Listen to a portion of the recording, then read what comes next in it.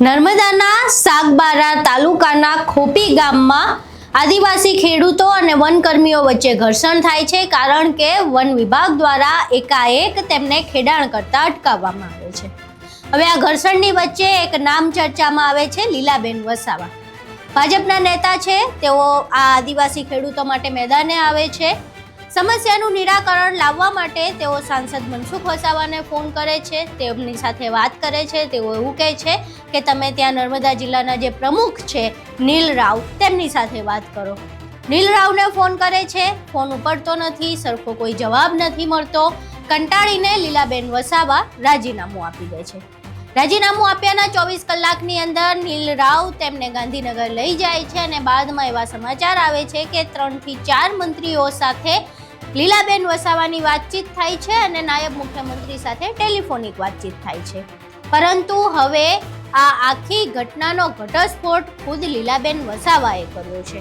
તેમનું કહેવું એવું છે કે મારા નામે ખોટી ભ્રામક માહિતી ફેલાવવામાં આવી રહી છે, જે પ્રમાણેનો દાવો કરવામાં આવી રહ્યો છે એવી કોઈ ઘટના જ નથી બની। આખી ઘટના શું છે તેના વિશે વિગતે ચર્ચા કરીએ। નમસ્કાર, તમે જોઈ રહ્યા છો ચક્રવાત ન્યૂઝ, હું આપની સાથે હેમંત।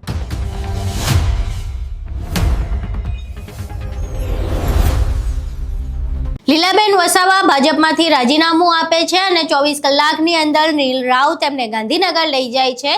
બાદમાં સોશિયલ મીડિયા પર એવા ફોટોઝ વાયરલ થાય છે અને એવું કહેવામાં આવે છે અંદર કે લીલાબેનને 4 મંત્રીઓ સાથે વાતચીત કરાવવામાં આવી છે।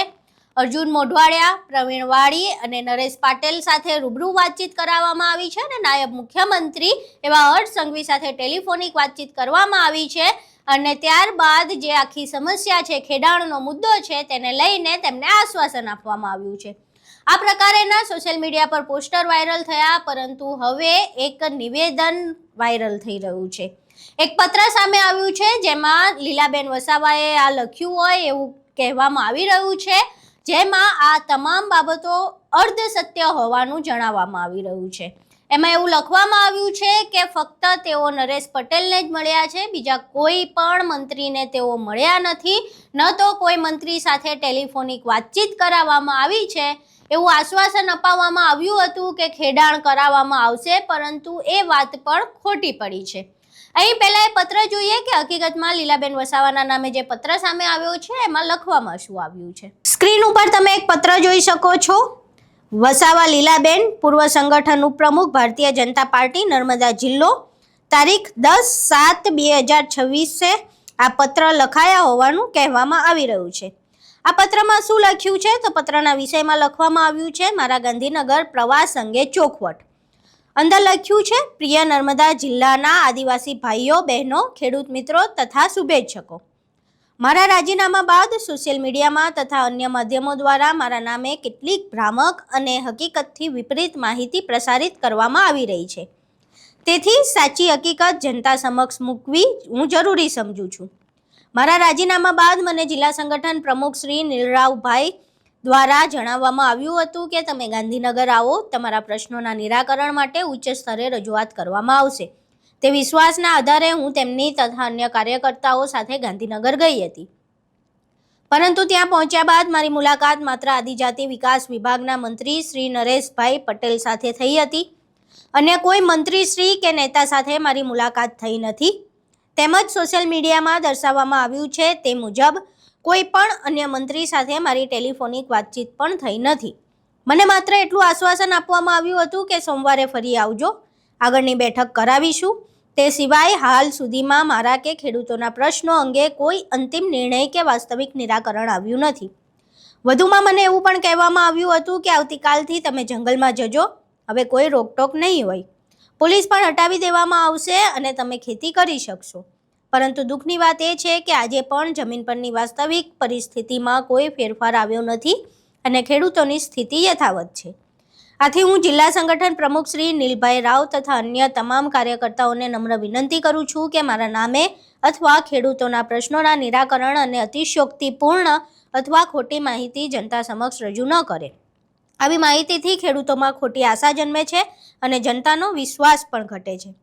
મારો સંઘર્ષ કોઈ વ્યક્તિ કે પદ સામે નથી, મારો સંઘર્ષ માત્ર આદિવાસી જનતા, સમાજ અને જંગલ જમીન પર વર્ષોથી ખેતી કરતા ખેડૂતોના અધિકાર માટે છે। જ્યાં સુધી ખેડૂતોને તેમના હક અને અધિકારો વાસ્તવિક રીતે પ્રાપ્ત નહીં થાય ત્યાં સુધી મારો કોઈ પણ રાજકીય પક્ષ સાથે કોઈ સંબંધ નથી. હું હંમેશાની જેમ ખેડૂતો અને આદિવાસી સમાજના ન્યાય માટે અડગ રહીશ. આભાર. વસાવા લીલાબેન, પૂર્વ સંગઠન ઉપપ્રમુખ, ભારતીય જનતા પાર્ટી, નર્મદા જિલ્લો, તારીખ 10/7/2026. અહીં તમે પત્ર વાંચ્યો, જેમાં સ્પષ્ટપણે એવું લખવામાં આવ્યું છે કે ભ્રામક અને અતિશયોક્તિપૂર્વકની માહિતી ફેલાવવામાં આવી રહી છે. હવે આ માહિતી કોના દ્વારા ફેલાવવામાં આવી રહી છે, શા માટે ફેલાવવામાં આવી રહી છે, એક મોટો પ્રશ્ન ઊભો થઈ રહ્યો છે.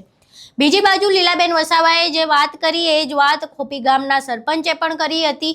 અહીં તમે પત્ર વાંચ્યો, જેમાં લીલાબેન વસાવા સ્પષ્ટપણે એવું લખી રહ્યા છે કે જે પણ માહિતી ફેલાવવામાં આવી રહી છે અતિશયોક્તિભરી અને ભ્રામક છે. હવે પ્રશ્ન એ થઈ રહ્યો છે કે આ માહિતી ખોટી કોણ રજૂ કરી રહ્યું છે અને શા માટે રજૂ કરી રહ્યું છે. બીજો પ્રશ્ન એ થઈ રહ્યો છે કે લીલાબેન વસાવાના નામે જો આ પત્ર આવ્યો છે તો આ પત્ર સાચો છે કે ખોટો છે, કારણ કે જે દાવો લીલાબેન વસાવા દ્વારા કરવામાં આવ્યો છે એ જ દાવો ખોપી ગામના સરપંચે પણ કર્યો હતો. તેમનું પણ કહેવું એવું હતું કે તેઓ ફક્ત આદિજાતિ મંત્રી નરેશ પટેલને જ મળ્યા છે, અન્ય કોઈ મંત્રી સાથે કોઈ વાતચીત નથી થઈ. ટેલિફોનિક વાતચીત કોના સાથે થઈ છે એ ખબર નથી, પરંતુ એમણે પણ ખાલી નરેશ પટેલને મળ્યાની જ વાત કરી હતી અને આ પત્રમાં પણ એ જ વાત કરવામાં આવી રહી છે. એટલે લીલાબેન વસાવાના નામે કેમ આ પ્રકારેની ભ્રામક માહિતી ફેલાવવામાં આવી રહી છે અને શા માટે ખેડૂતોને, આદિવાસીઓને ગુમરાહ કરવામાં આવી રહ્યા છે, એક મોટો પ્રશ્ન છે. અને આ ગુમરાહ કોના દ્વારા કરવામાં આવી રહ્યા છે એ પણ એક મોટો પ્રશ્ન છે. આખી તમે ઘટના જોઈ, પત્ર જોયો, પત્ર વાંચ્યો, જેમાં લીલાબેન વસાવાએ આખી ઘટના જણાવી છે. હવે તમને શું લાગે છે કે આ ખોટી, ભ્રામક અને અતિશયોક્તિભરી માહિતી કોના દ્વારા ફેલાવવામાં આવી હશે અને શા માટે ફેલાવવામાં આવી હશે? તમારા મંતવ્યો અમને કોમેન્ટ બોક્સમાં જરૂર જણાવજો. વિડીયો પસંદ આવ્યો હોય તો વિડીયોને લાઇક કરજો, શેર કરજો અને અમારી ચેનલને સબસ્ક્રાઇબ કરવાનું ભૂલશો નહીં. નમસ્કાર.